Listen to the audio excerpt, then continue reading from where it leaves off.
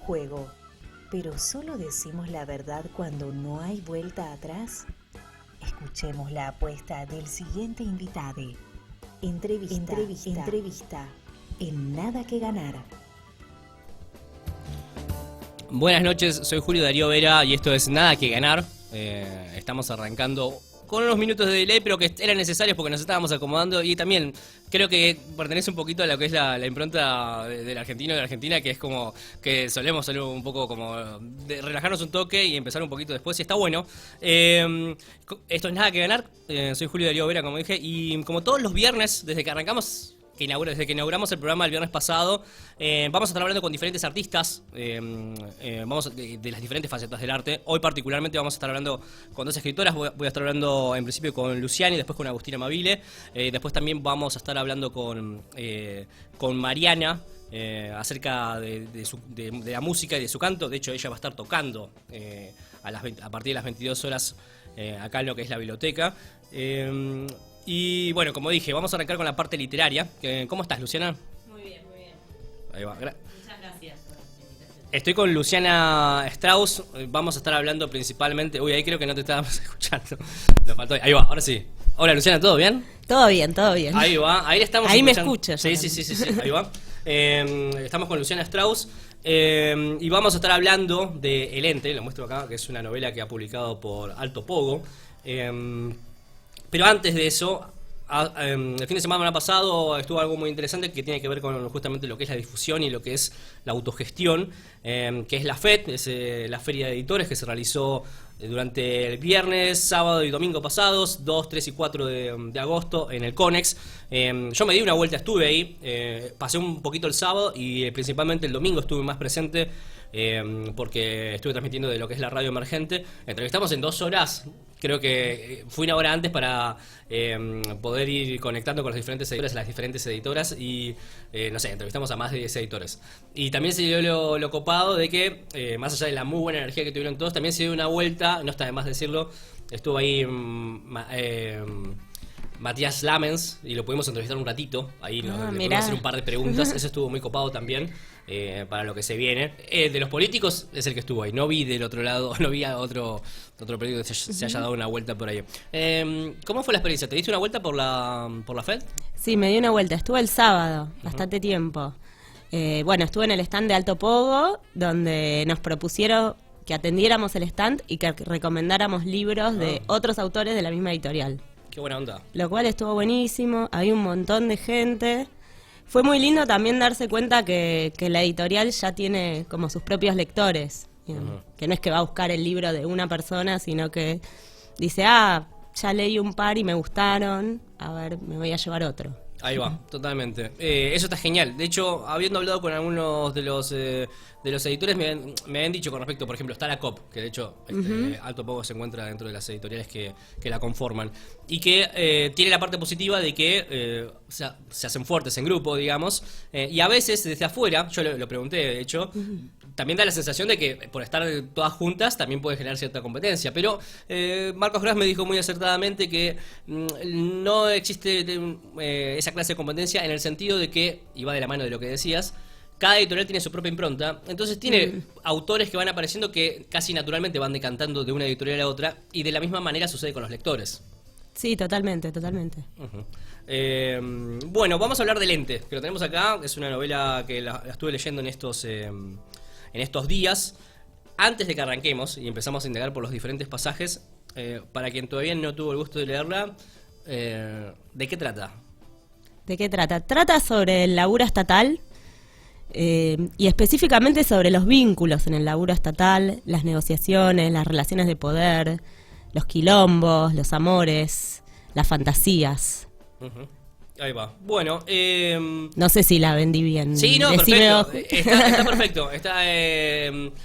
Está perfecto, porque lo que sucede es que justamente es una novela compleja. Hay por supuesto, un contexto que los une a todos los personajes, que los articula por la relación laboral que tienen, laboral y también extralaboral, pero a la vez cada personaje tiene una hondura muy más profunda y más personal.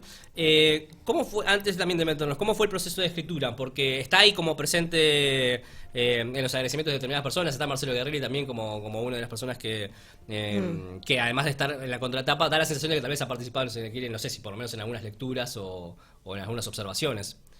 Sí, bueno, yo fui al taller de Marcelo Guerrieri justamente durante un montón de años y la empecé a escribir cuando empecé a ir a su taller. Uh-huh. Me llevó 3 años más o menos a escribir la novela, pero súper tranquila, digamos, no es que me puse un tiempo. De hecho, fue el primer texto literario que yo escribí. Uh-huh. Después escribí un cuento que salió antes, pero fue el primer...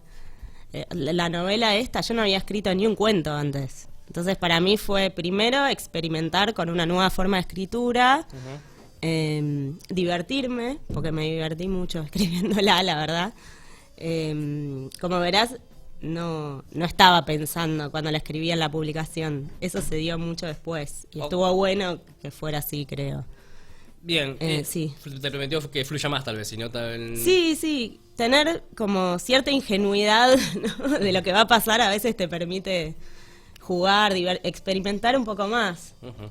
Bueno, de eso tiene, en algún punto, ahora que lo decís, y habiendo leído la novela, un poco de eso se puede ver, si se quiere, en el marco de que una de las características que tiene la novela es que, por un lado, está dentro del contexto laboral, dentro de lo que es el marco de la oficina, y todos los problemas de interrelación que pueden haber en diferentes empleados, en personas que conviven en un ámbito, y a la vez, de ese marco tan cotidiano y tan de la vida ordinaria, digamos, también hay muchos momentos que están atravesados por la fantasía, por momentos donde aparecen entes o situaciones que escapan a lo que sería la explicación racional de las cosas. ¿Esa articulación cuándo te apareció? Digo, ¿qué es lo que apareció primero? ¿Apareció primero el marco laboral y después ahí necesitaste mechar con cuestiones fantásticas o viceversa? Sí, primero, está buena la pregunta, ¿no? Primero surgió el ámbito laboral. O sea, de una experiencia que yo tenía, fue como medio catárquico, yo necesitaba contar eso. Entonces surgió a partir de ciertas escenas, diálogos, todavía no había ni personajes. Uh-huh. Después se fueron construyendo los personajes y después surgió lo fantástico, si querés, a modo de como lo dice Cortázar, ¿no? Que lo fantástico es un estado, no es que dije voy a escribir una novela fantástica. Tampoco dije voy a escribir una novela al principio. No me lo imaginaba. Y surgió con el cajón de Nelly, donde vos decís lo de las entidades, que es un cajón que tiene una señora que se llama Nelly, que se está por jubilar y que tiene un montón de fantasías. Y un día estaba escribiendo, como que ella estaba metiendo la mano ahí en su cajón, que era como una especie de entidad en sí misma, ¿no? Es la única... es la más antigua y es la única que tiene todo, la boligoma, el sacapún, un montón de cosas que en general no las tienen todas las personas en una oficina. Y en el medio de que estaba jugando, que revolvía el cajón, de repente vi un mundo ahí adentro y bueno, y empecé a jugar con eso. Al principio con un poco de miedo, de diciendo me estoy metiendo, o sea, estoy llevando la novela a otro registro, el cual no sé cómo voy a salir de acá, se me está armando como una historia paralela. Y al final lo resolví, digamos, como eso, como decía, su fantasía, ¿no? Como que ella entra y sale de ese cajón, ¿no? Hay como eso, 2 historias paralelas. La historia que sucede en el plano realista dentro de la oficina y después la historia que sucede dentro del cajón, sí, ¿no? Que es como una especie de historia de aventura. Sí, y no solo en el cajón. A mí yo lo que sentí es que esas 2 lecturas, o esas 2 posibles miradas de la historia, tienen que ver con, yo por lo menos lo intuí de esta manera, que en algún punto es tan asfixiante el ámbito laboral que tanto Nelly tal vez es la que más exacerbada tiene esa necesidad por la cuestión de antigüedad y de tiempo y de vida, de un escape. Entonces, como de tener su propio espacio, porque para Nelly, como cualquiera de nosotros, igual que haya trabajado en una oficina o cualquier tipo de trabajo, de hecho, la rutina aliena, entonces uno necesita sentir que tiene un espacio de pertenencia. Nelly tiene su cajón, y también Rolly tiene la terraza, por ejemplo, es su lugar de escape. Y también como que tratar de construir una fantasía en lo que es todo. Por ejemplo, cuando van al sótano, también le dicen el infierno, sí. Como que todos coinciden. Y ese escape de lo que es lo rutinario es también una necesidad de ellos o que se puede explicar también, digamos, si uno quiere explicarlo exclusivamente de la parte realista, es un escape, una manera de escapar a la cruda y asfixiante cotidianidad del trabajo. Sí, sí, esa es una lectura y yo también hago un poco esa lectura. Son todas las fantasías que tenemos todas y todos en los laburos, ¿no? Digo, o en lugares donde nos sentimos como encerrados o como que tenemos que convivir obligatoriamente con ciertas personas. Bueno, ¿qué hacemos? ¿Cómo nos construimos otro mundo para poder sobrevivir al mundo real? Sí, tiene que ver con eso. Después vos decías del infierno, que es la oficina de personal, a donde nadie quiere ir. Ahí creo yo que hay otro tipo de fantástico. Quizá el cajón es más real, maravilloso, y ese es un fantástico más oscuro. Más oscuro, sí. Más kafkiano, si querés. Tal cual. Algo que llama que resulta interesante de lo que es las complicaciones que se presentan en la novela es que la cuestión de lo laboral, de lo que oficialmente o idealmente uno considera que son los criterios para poder avanzar en el trabajo o para lo que constituye la rutina del trabajo, que es, ponele, respetar el presentismo, mantener el presentismo, cumplir con todas las tareas, ser respetuoso con los demás, etcétera, etcétera. Esos criterios, y esto se ve más desde el punto de vista de Laura, no son los que permiten avanzar, sino que en todo caso tiene que ver con cuestiones de ser elocuente o de saber con quién relacionarse, de ir especulando todo el tiempo, ¿no? Con quién le conviene que te vean saludando, con quién conviene tal vez ir al break a tomar algo porque le va a resultar positivo para poder obtener un ascenso, como se dice, recategorización.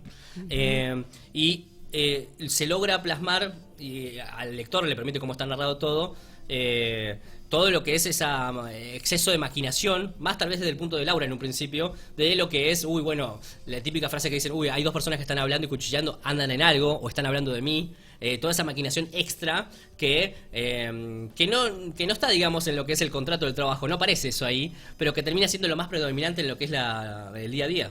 Sí, eso que vos decís es justamente lo único que yo sabía antes de empezar, ¿no? Que era una novela que iba a hablar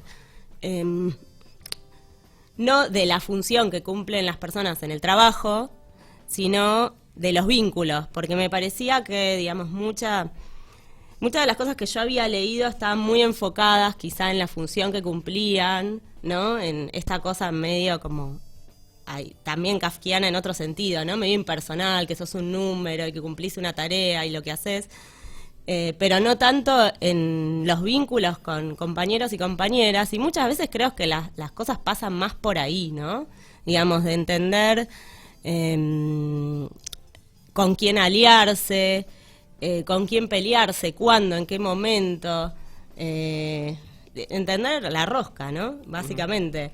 De qué cuadro de fútbol es el delegado sindical, quién es, cómo hablar con él, ¿no? Hay mucho del laburo que tiene que ver con esa cotidianidad y no tanto con, digamos, grandes tareas, ¿entiendes? De parte de Nelly, que es como dijiste, de hecho empieza como enfocada en ella lo que es la novela.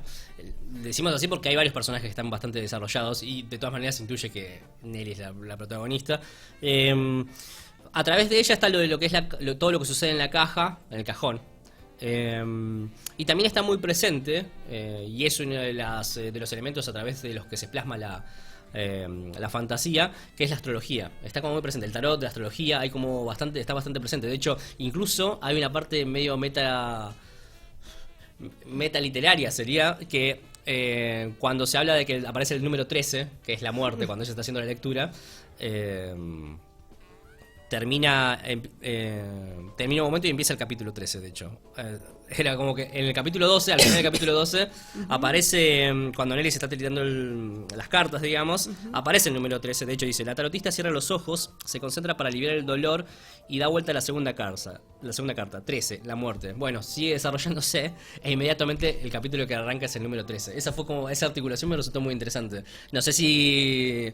Bueno, yo la intuí como que, por supuesto, que no es casualidad, que estuvo articulado. No, la verdad, te voy a ser sincera, fue que justo fuera el capítulo 13, De verdad fue casualidad. Qué bueno que me lo decís porque no me había dado cuenta. Ok, wow, bueno. Entonces digo, ¿por qué elegiste el tarot o la astrología como uno de los elementos o como uno de los canales por lo que se manifiesta la parte fantástica? ¿Qué fue lo que te llamaba la atención del tarot, de la astrología? Y porque me parecía que ahí me permitía el vínculo con con cierta espiritualidad, ¿no? Esto que vos decías de salir del lugar de la razón y relacionarse quizá con otros sentidos, con otras emociones. Y la astrología me permitía eso.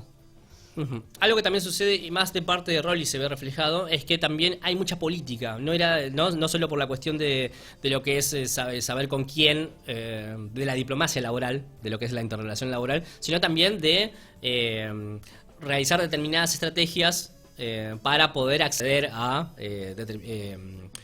beneficios, como Rowling está luchando todo el tiempo, como hablando con diferentes empleados para poder tener su apoyo, y a manera de mostrarle a los superiores que tiene el apoyo de sus pares, también puede ir negociando poder ingresar a alguien, poder tener él mismo un ascenso, etcétera, etcétera. Eso también está como ya atravesado, y más de lo que se quiere del aspecto más bajado a tierra. La política, ¿cómo lo vinculaste también con la parte laboral? Porque todos los trabajos más o menos tienen eso, pero no todos están necesariamente vinculados a ese nivel con la política. Sí, no, porque me parece que muchas veces cuando uno piensa en el Estado, piensa en la política con mayúscula, ¿no? Uh-huh. Entonces, en las grandes decisiones políticas, y me parece que digamos, el encuadre, el enfoque de esta novela es justamente enfocarse o dar cuenta de la micropolítica, ¿no? De las negociaciones y de la política también de las trabajadoras y los trabajadores. Uh-huh. Muchas veces cuando se habla o cuando se escribe sobre la política desde el Estado, se escribe desde grandes figuras. Entonces a mí me interesaba ver cómo son esos tejes y manejes, esa rosca, esas negociaciones, desde los mismos laburantes, ¿no? Ponerlos a ellos como en un lugar protagónico y no como, bueno, un apéndice de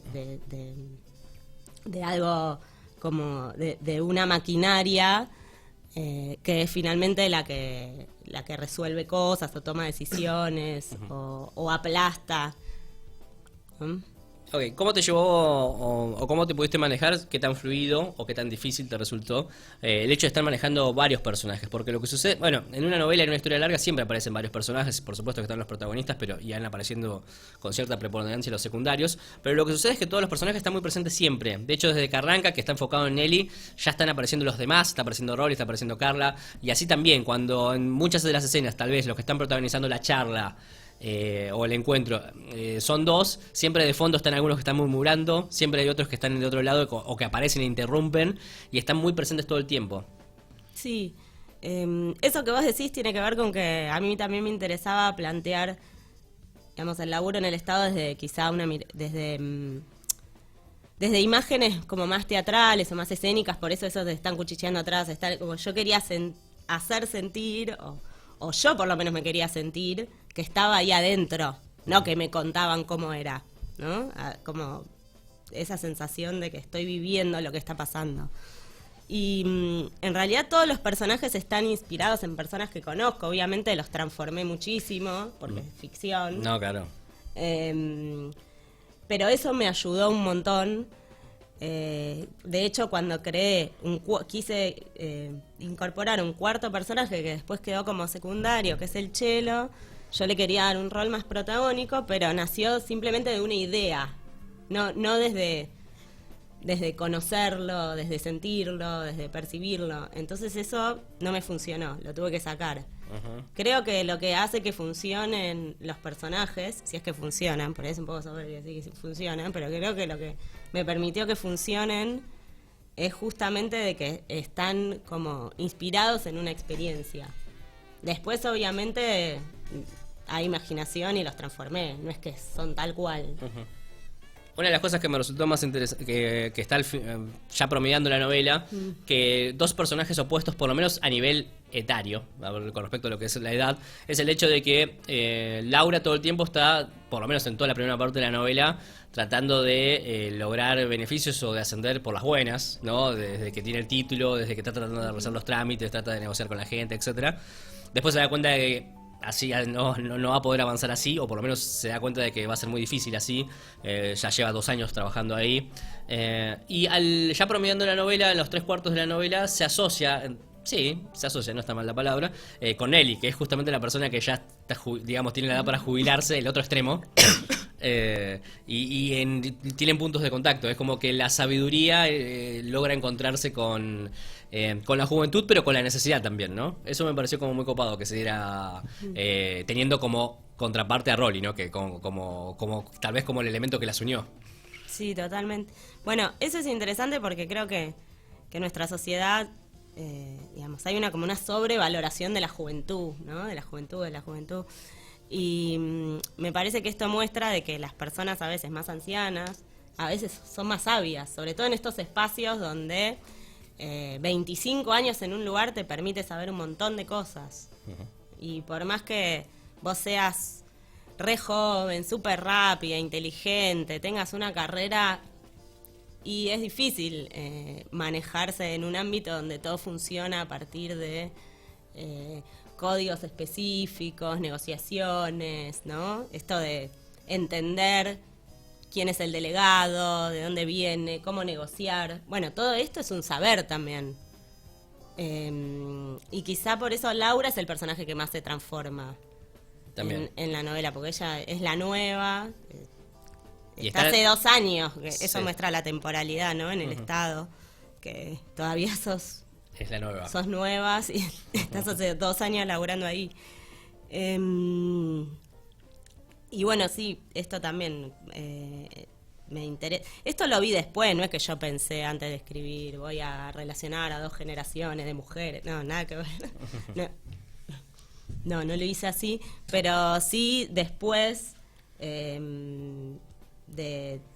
también de comentarios de lecturas y demás, me fui dando cuenta que estaba bueno eso de hacer relacionar a 2 generaciones y que quizá tuvieran un lugar distinto a lo que el sentido común ubica a estas 2 generaciones, ¿no? Totalmente. Sí, además decías recién lo de Laura, me hiciste acordar que Laura justamente tiene este proceso de ser la nueva y de como ir gran parte del conflicto de ella es, bueno, va a transar finalmente con el sistema o no. De hecho está la escena más, tal vez el clímax de esa parte, de esa tensión, de ese conflicto, es cuando sube finalmente a la terraza con Rolly, y de hecho es como que hay un acercamiento y en determinado momento parece que va a ceder y finalmente no se termina imponiendo. Es como que está como muy interesante, por lo menos particularmente el conflicto de ella, ¿no? El conflicto con respecto a si cedía, a cómo era la manera de relacionarse ahí.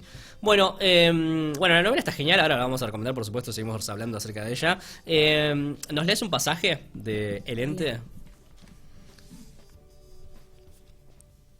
Ya escuchamos. Nelly riega el potus. Y si no vengo más, piensa, ¿quién va a cuidar las plantas?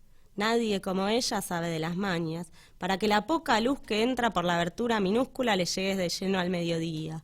Cómo dar las vueltas, las gotitas de anís que hay que echarles cuando las malas energías acechan y atacan los bichos. ¿Quién puede hacer eso? Nadie.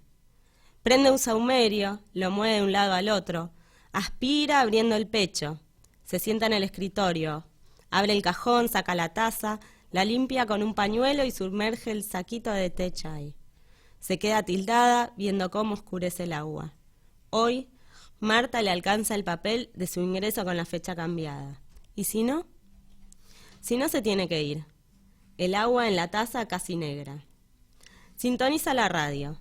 Gregoria cuenta que justo hoy está pasando algo excepcional. Que no pasa hace como 30 años. La luna en Júpiter. Y esto revoluciona todo. Sugieren no tomar decisiones importantes. Mejor entonces esperar. Se convence.